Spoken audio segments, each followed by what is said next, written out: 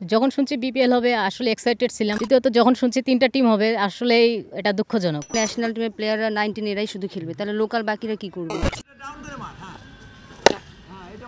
ঠিক এই শটের মতোই কিংবা তার চেয়েও বড় এদের স্বপ্ন, অথচ অর্থকষ্ট, খাদ্যকষ্ট, কষ্টের কমতি নেই এক একজনের জীবনে। তবে স্বপ্নটা অনেক বড় ক্রিকেটার হওয়াই। আমি অলরাউন্ডার হতে চাই, আমার দেশের নাম উজ্জ্বল করতে চাই, আমার নাম উজ্জ্বল করতে চাই, আমাদের কোচের নাম উজ্জ্বল করতে চাই এবং আমি আমার বাবা মার স্বপ্ন, আমার পরিবারের স্বপ্ন পূরণ করতে চাই। রংপুর অবহেলিত, উত্তরবঙ্গ তাই। তবে সব অবহেলা, অনেক না পাওয়া এরা দূর করতে চায় ব্যাট বল, 22 গজ আর এই ক্রিকেটটা দিয়েই। যেখানে এত না পাওয়া সেখানে ক্রিকেট যেন বিলাসিতাই, তবে আশা আর স্বপ্নের যেন কোনো সীমা নেই এই রংপুরে। অবহেলিত নামটা ঘোষানোর জন্যই আসলে আমার এই উদ্যোগটা নেওয়া।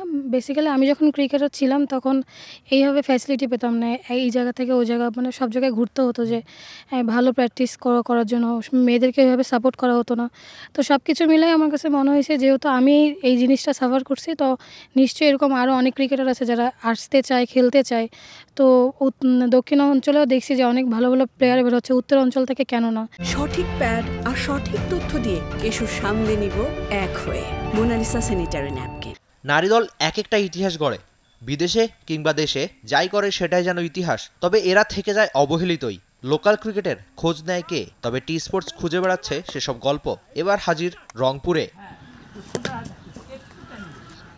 কখনো সকাল, কখনো বিকেল, রংপুর জেলা স্টেডিয়ামের ব্যস্ততা যেন বাড়িয়ে দেয় নারী ক্রিকেটাররা, জানান দেয় নিজেদের প্রস্তুতির কথা। বাংলাদেশ ক্রিকেট বোর্ড ভাবছে নারীদের বিপিএল এর কথা। সব ঠিক থাকলে হয়তো 3 দল নিয়ে বিসিবি আয়োজন করবেন নারীদের বিপিএল। এতে লাভ হবে এই লোকাল ক্রিকেটারদের। শোনা যাক প্রিমিয়ার লিগ খেলা প্রত্যন্ত রংপুরের শানু প্রামাণিকের কাছেই। যখন শুনছি বিপিএল হবে আসলে এক্সাইটেড ছিলাম, কারণ মেয়েদের প্রথমবারের মতো বিপিএল শুরু হতে যাচ্ছে। দ্বিতীয়ত যখন শুনছি 3টা টিম হবে আসলেই এটা দুঃখজনক, কারণ 3টা টিম যদি করে ম্যাক্সিমাম প্লেয়ার ন্যাশনাল টিম থেকে থাকবে, কারণ ওখানে 30 জন মানে বেতন ভাতা আছে আর কি। আন্ডার-19 টিম অনেক ভালো খেলতেছে, ওখান থেকে প্লেয়ার আসবে। আর যদি 2-1টা প্লেয়ার থাকে অবশ্যই বিকেএসপি থেকে টানবে, কারণ বিকেএসপিতে অনেক ভালো উন্নত মানের প্র্যাকটিস হয়।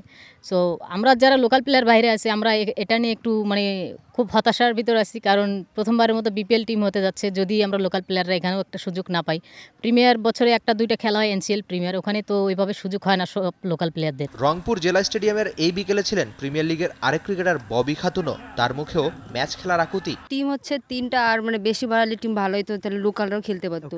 এই হচ্ছে 3টা টিম করে হচ্ছে ন্যাশনাল টিমের প্লেয়াররা 19 এরাই শুধু খেলবে, তাহলে লোকাল বাকিরা কি করবে? মেয়েরা ইতিহাস গড়ছে, বদলে দিচ্ছে নারী ক্রিকেট। রংপুরও বদলে দিচ্ছে দেশীয় ক্রিকেট। সবশেষ এনসিএল এর টি20 আসরও জিতেছে এই রংপুর বিভাগই। তবে এই লোকাল ক্রিকেটারদের ভাগ্য বদলাবে কে? এই নারী ক্রিকেটারদের খোঁজিবা কে রাখে? নারী ক্রিকেটাররা অনেক বেশি খেলতে চায়। আমাদের পেছনে কয়েকজন ক্রিকেটাররা নিজেদের প্রস্তুতি নিচ্ছেন, যেটা আদতে সবচেয়ে বেশি ইম্পর্টেন্ট, যে দেশের নারী ক্রিকেটাররা খেলতে অত্যন্ত পছন্দ করে। তারা চায় ম্যাচ খেলুক, আর আপনি যত বেশি ম্যাচ খেলবেন তত বেশি ভুল থেকে আপনি শিখবেন, কারণ আন্তর্জাতিক ক্রিকেটটা শেখার মঞ্চ না। এই যে 2 প্রিমিয়ার লিগের ক্রিকেটার আমার সঙ্গে রয়েছেন, তারা চাচ্ছেন অনেক বেশি দল হোক, কেন? তারাও যেন ম্যাচ পায়, তারাও যেন অনেক বেশি খেলার সুযোগ পায়। তাদের চাওয়া কেবল ওই একটাই। বিসিবির আলোচনা সমালোচনা তো চলতেই থাকে অনেক কাজের জন্য, তবে বিসিবি অবশ্যই সাধুবাদ পাবে নারীদের বিপিএলটার জন্য। তবে সেখানে এই ক্রিকেটারদের চাওয়া আপাতত দল যেন বাড়ুক। তবে আপনি নারী ক্রিকেটের আপডেট কিংবা ক্রিকেটের যাবতীয় আপডেট জানতে অবশ্যই চোখ রাখতে পারেন দেশের একমাত্র স্পোর্টস চ্যানেল টি স্পোর্টসে। বাংলাদেশ প্রিমিয়ার লিগ 2025, 7টি দলের জমজমাট লড়াইয়ে মাতবে পুরো দেশ। দেখতে চোখ রাখুন টি স্পোর্টস নেটওয়ার্কে।